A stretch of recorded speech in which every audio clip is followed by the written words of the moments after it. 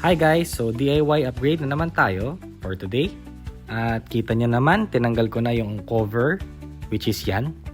Yung dati niyang CF cover. Kita nyo may adhesive, iwas gasgas sa tangke.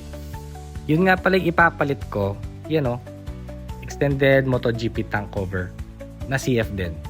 So dito, test fit ako, yung luma, before, na itsura niya. Tapos, itatry natin ilagay yung bago.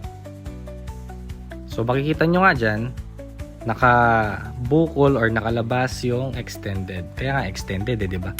So carbon fiber pa rin yan, test fit ako para alam ko mamaya kung paano ko siya ididikit ng maayos.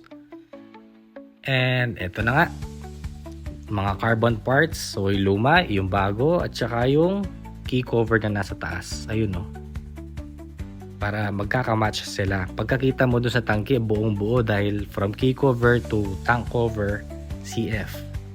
Kahit katokin mo yan, load, CF yan.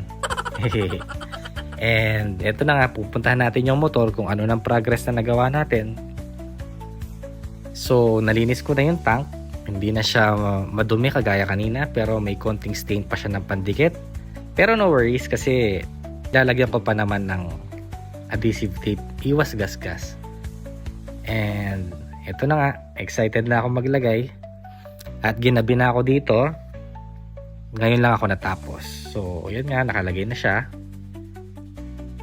Kita nyo, maganda diba? Oh ha? Saan ka pa? CF na CF, matchy black pa naman din.